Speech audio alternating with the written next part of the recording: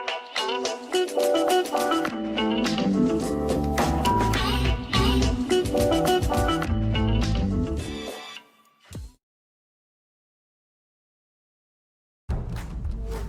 everybody, this is Tracy here with another edition of A View from Tracy's Point, and we are here today to discuss the mid-season finale for Power Book 2, Season 1, Episode 5, and this episode was titled The Gift of the Magi.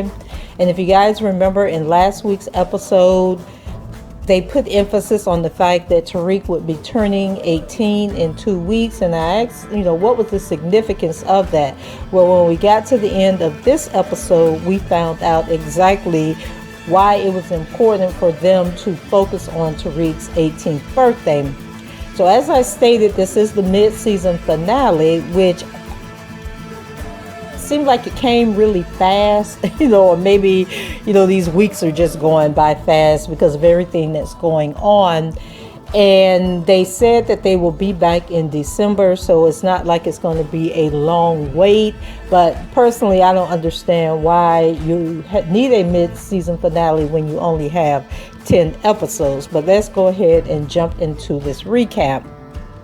So the show opens up and we have Tasha, her mom, Yasmin, and Tariq, and they're sitting at the table singing happy birthday.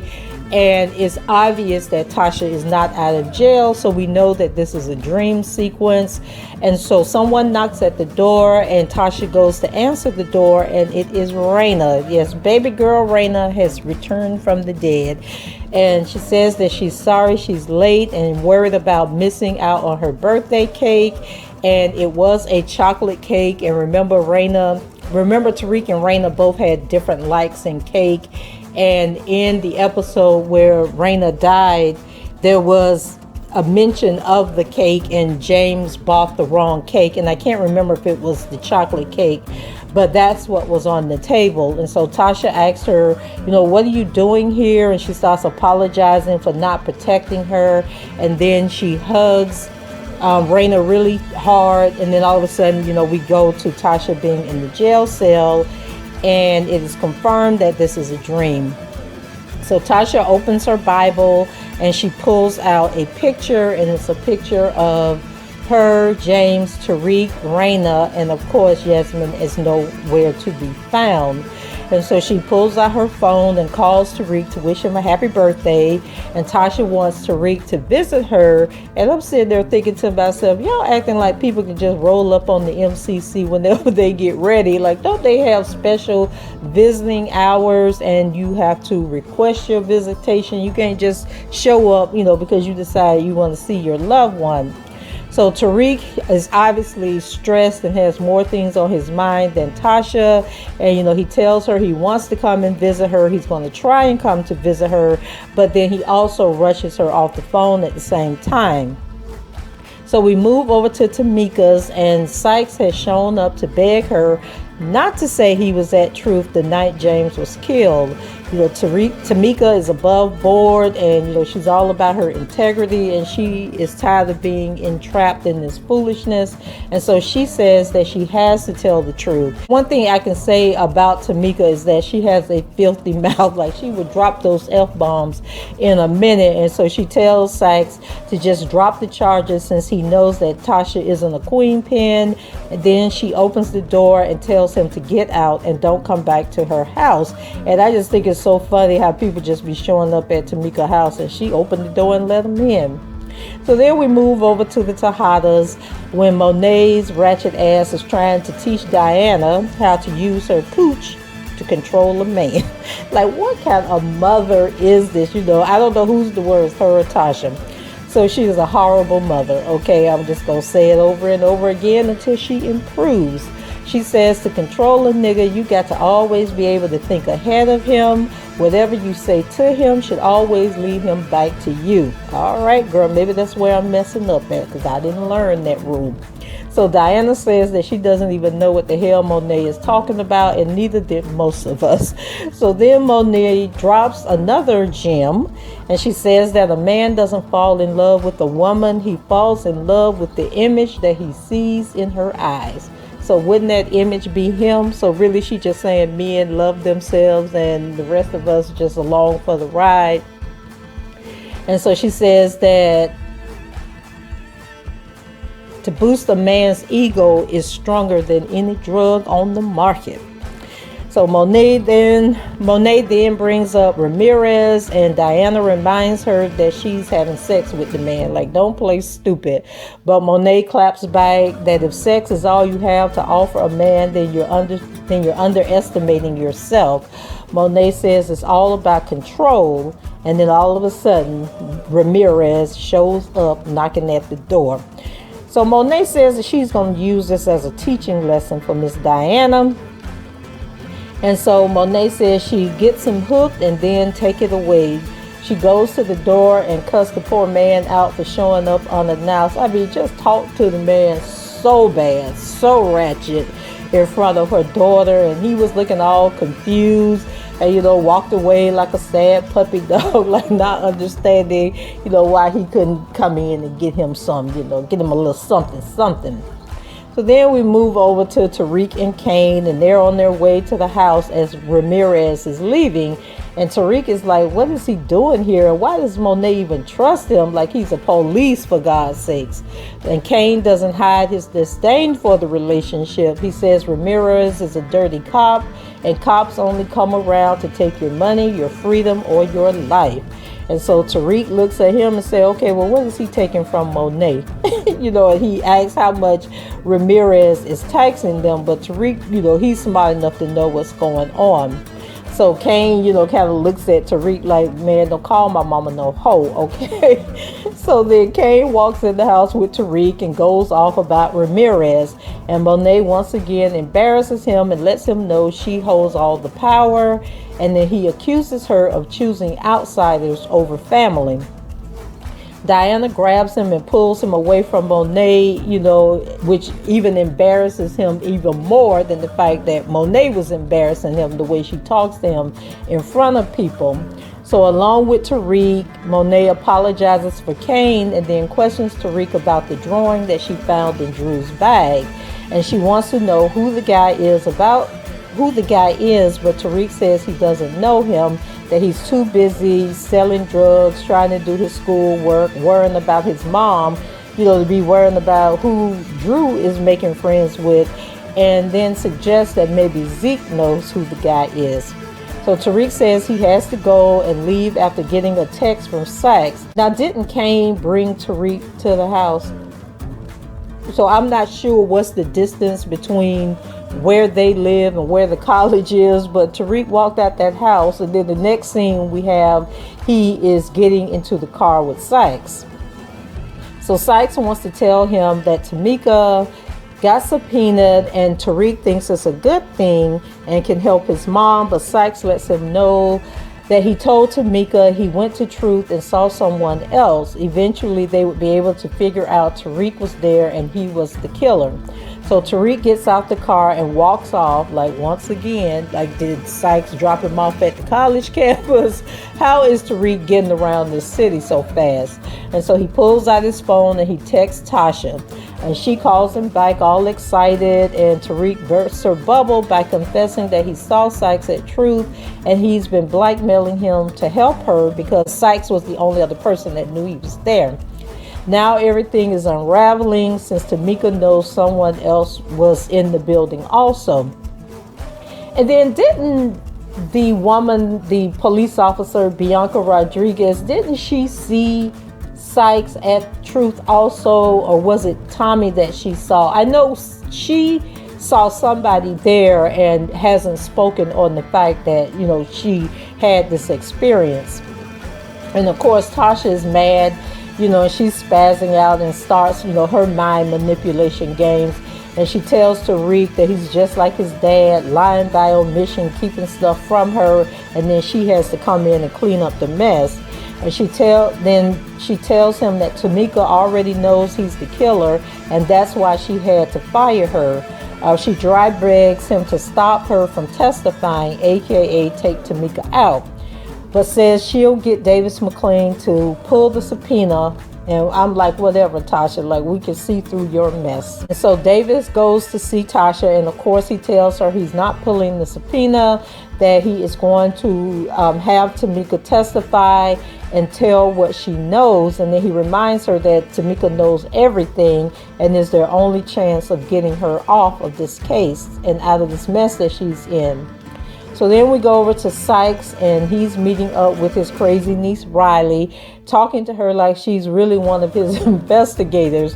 And so Riley, running her mouth, tells him that she's dating Braden. Well, actually, she says that she's dating and has damn near moved into the apartment. And Saxe is trying to chastise her for having sex. And more importantly, he really doesn't want to know about her sex life.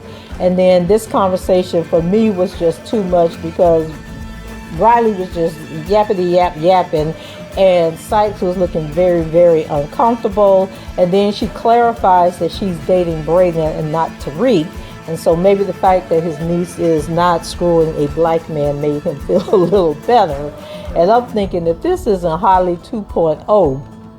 So Riley convinces Saxe that she can get the job done. He tells her just observe, but don't ask questions. And of course she does the opposite. And then also, remember in the first episode, Saxe's family kept calling him Nancy. And I was like, why do they call him Nancy? Like, are we going to find out he's a transgender or something? So, okay, I'm probably the last one that figured this out.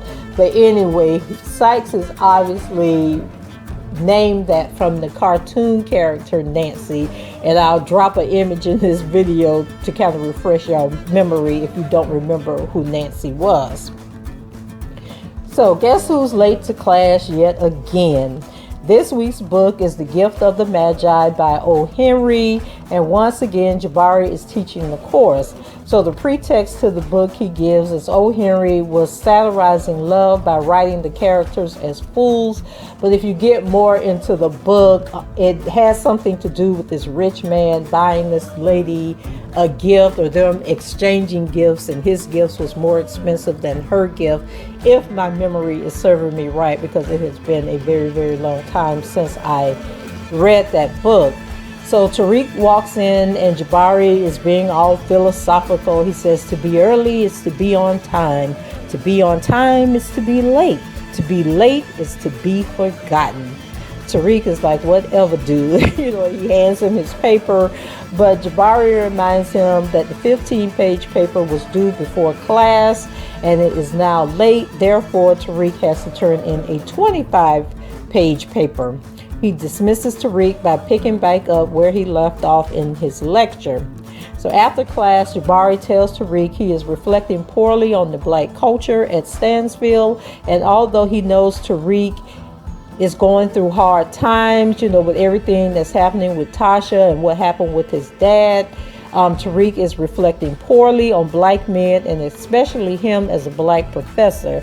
Tariq just all of a sudden snaps and tells him to keep his parents' names out of his mouth and just do his damn job and stop trying to be his dad. So Tariq is like at the breaking point. He is under so much pressure right now, trying to keep up with school and help Tasha and trying to figure out, Monet and what she's trying to do. So he has a lot going on, and it is going to make him make some mistakes.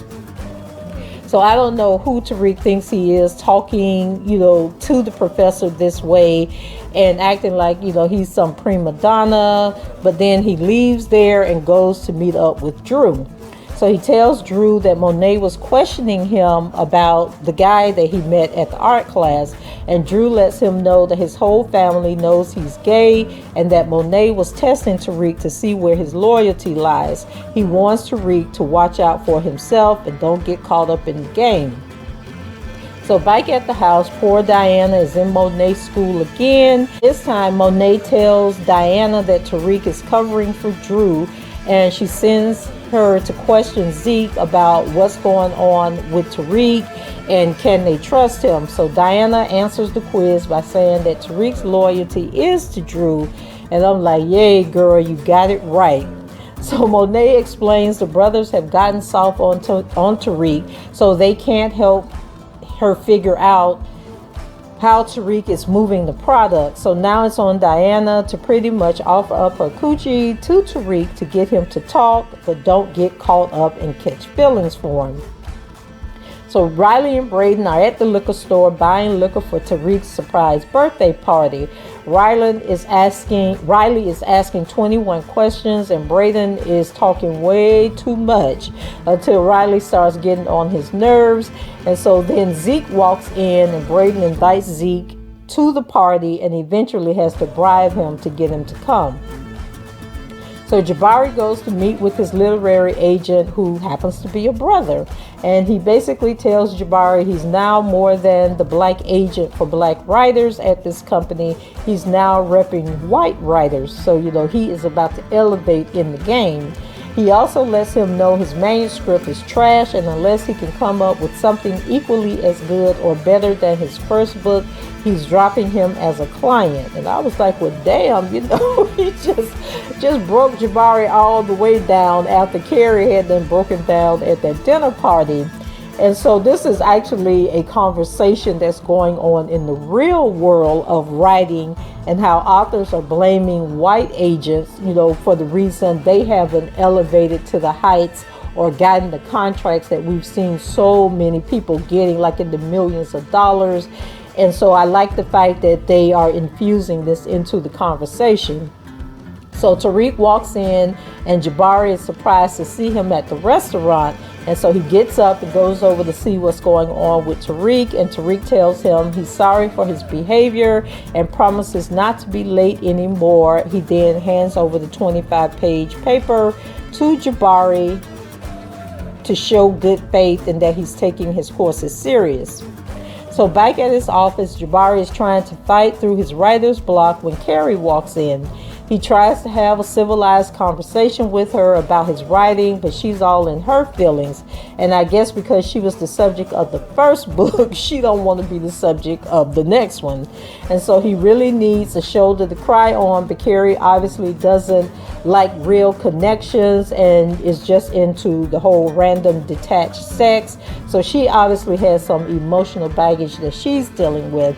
And so she lets him know that he can't write about her or them again, and she won't get pulled back into his emotional trap that he continues to set for her. But I'm starting to wonder if she is the one that's setting the emotional trap for Jabari. So we move over to Tasha, and she calls to tell Tariq that Davis won't revoke the subpoena. This is where she closes the gate on her psychological manipulation of him. She tells Tariq to go see Tamika and convince her to not testify, and if she doesn't listen, he needs to make her listen. Tariq shows up at Tamika's house with a gun. This fool was really going to kill this woman. Tariq paints the narrative trying to point the finger at Tommy as the killer, but Tamika, is smarter than that, and she's already starting to kind of like put the pieces of the puzzle together. And so Davis shows up just in time. Davis MaClean is the attorney for Tasha. And so Tariq sneaks out the back while Tamika is trying to distract Davis at the door. So Tamika is like, damn, why does everybody know my address and just think it's okay to pop up unannounced? And so Davis knows someone is in the house, and he comes in because he thinks that it's Saxe. Just pushes past Tamika. And I'm thinking, okay, did Tamika and Davis at one point have a relationship that he thinks it's okay to just barge into her house like this? And so assured that no one is there, he apologizes and asks Tamika what's going on, and she tells him to have a seat. So the pressure is really on Tariq. He sees now this life is very stressful and you have to always be on your toes. Braden calls and tells him to get home and get home quick, because he's having this party for him. Tariq is not happy about the party at all and has a very nasty attitude. Tariq and Trace almost get into a fight, and you guys know Trace is Braden's brother.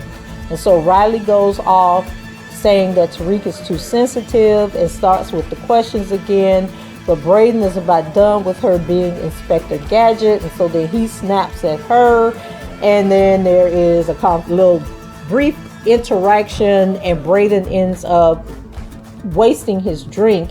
And so, Riley is like, well, what can I do to help? And so he tells her, to go fix him another drink.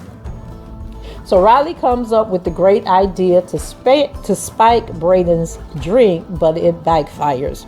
So Tariq gets a call from Tasha saying Tamika refuses not to testify.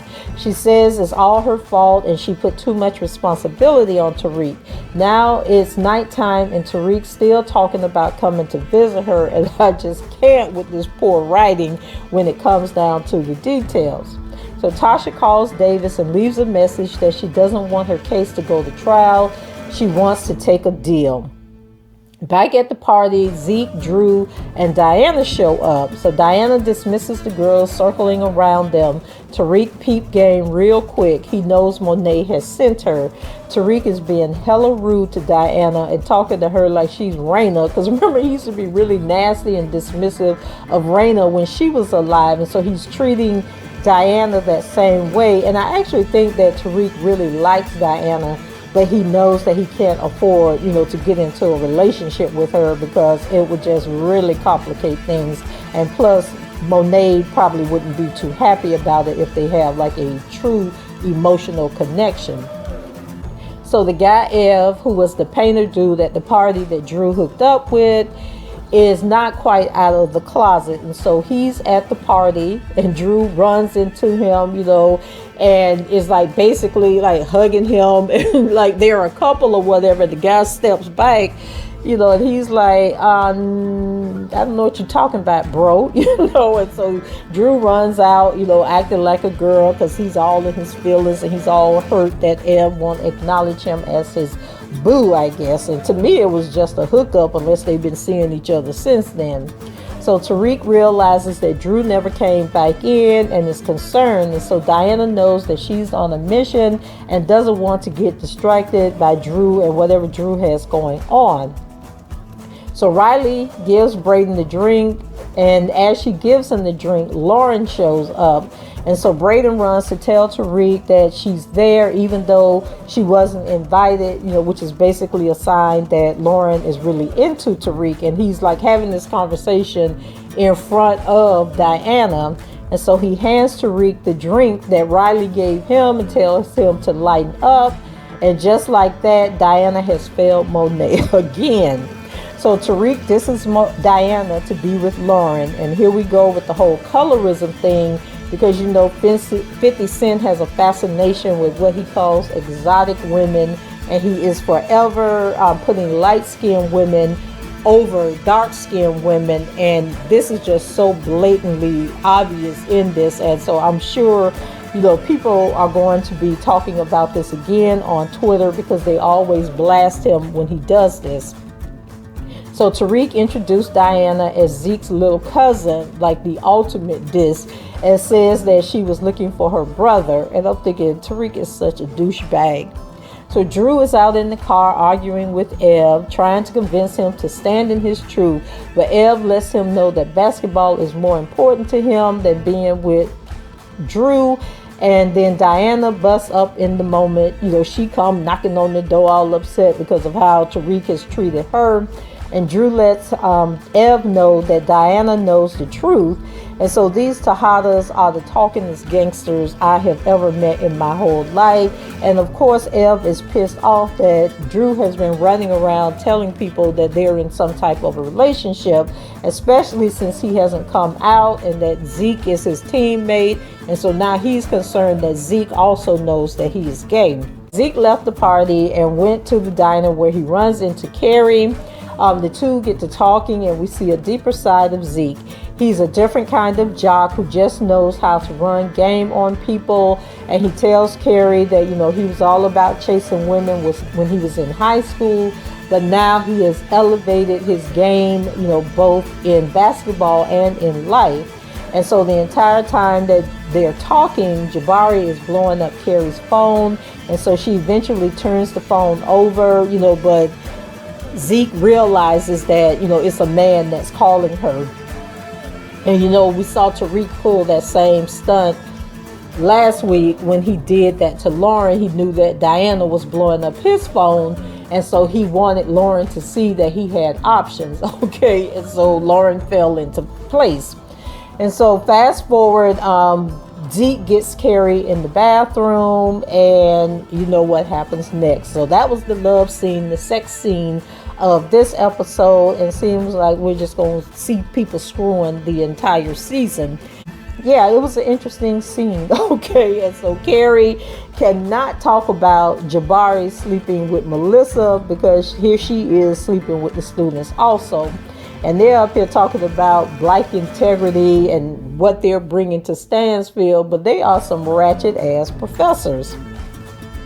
So back at his office, Jabari starts reading Tariq's paper. He is so impressed that he decides to plagiarize it by putting it in his book. And I was just like, are you serious right now, Jabari? Like, okay. So yeah, they're building on this story, just coming up with all kind of craziness. So Tariq and Lauren are up in his room, and he is starting to feel the effects. Well, actually, it isn't his room. He's in Trace's room because they're at the frat house.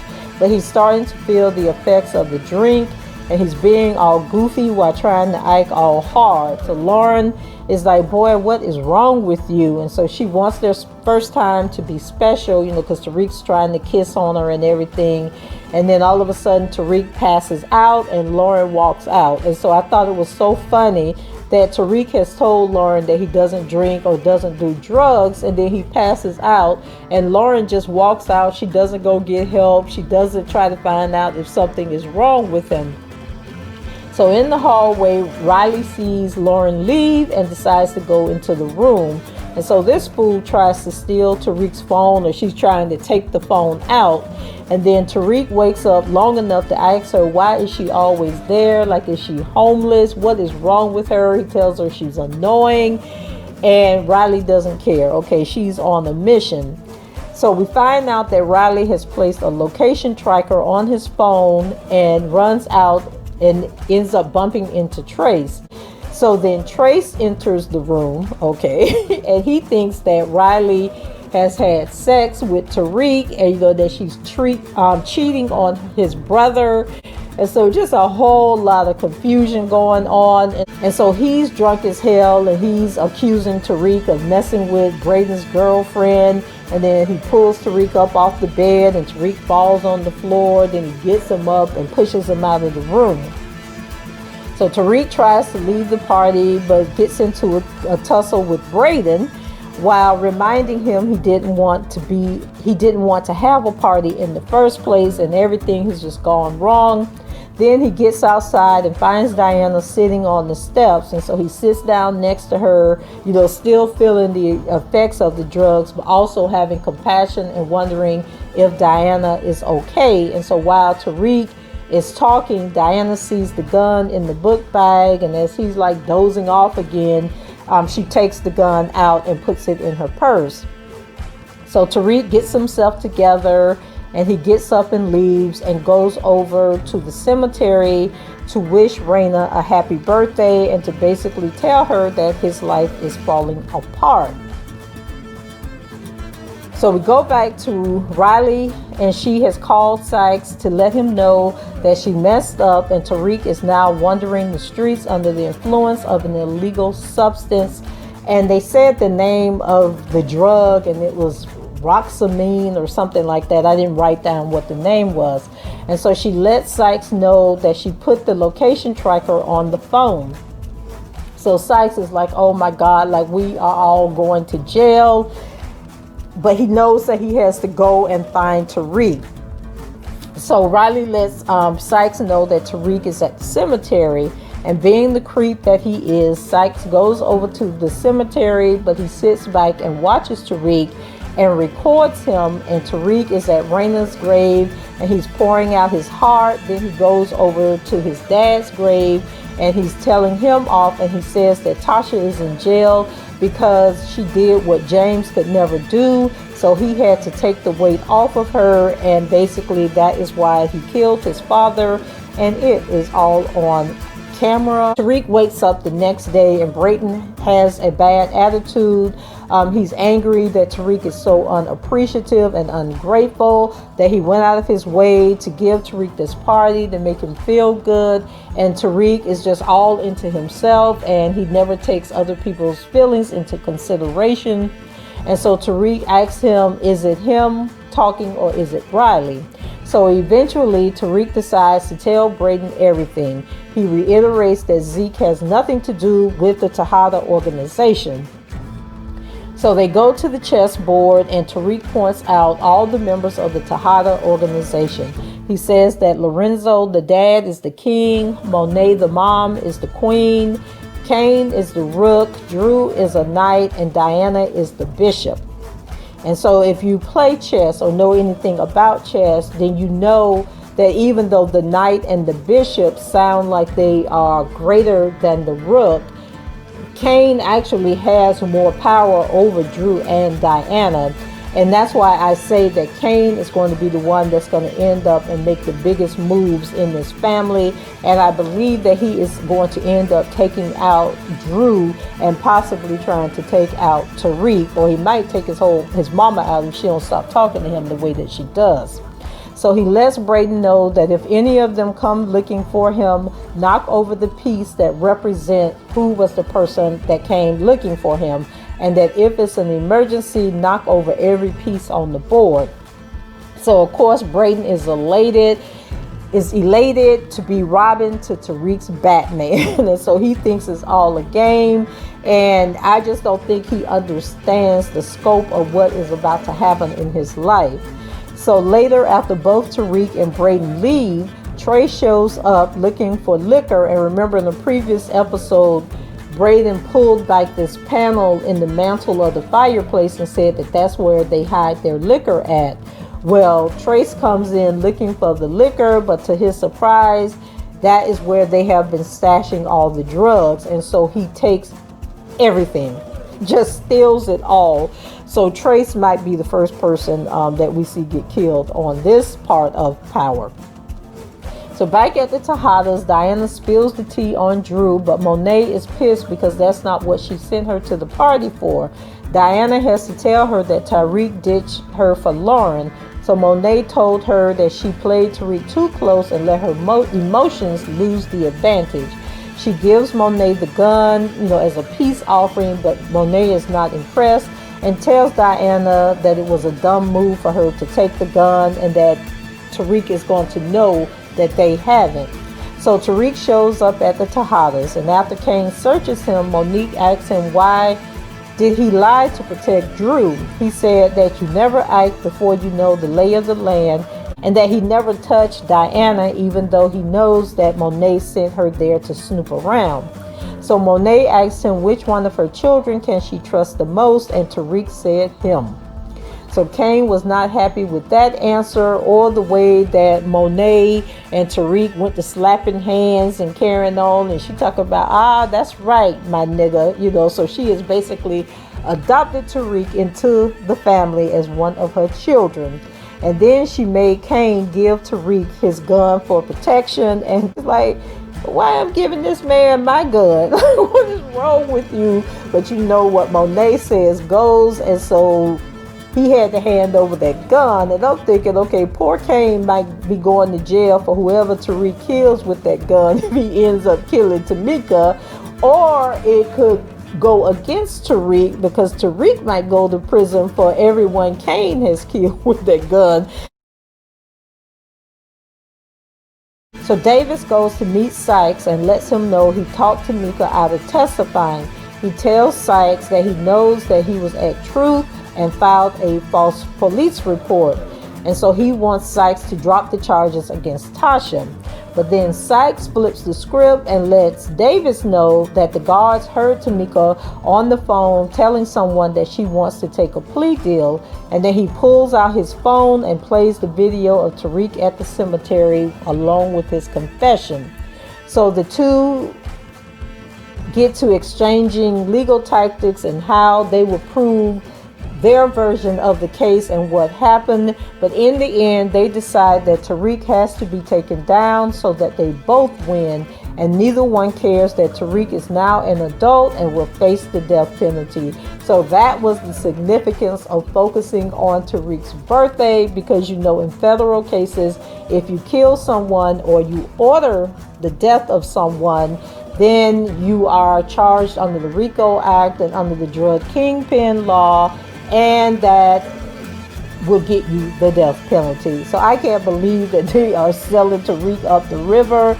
And Davis is so cold-hearted because he says he doesn't care about his clients. All he cares about is winning.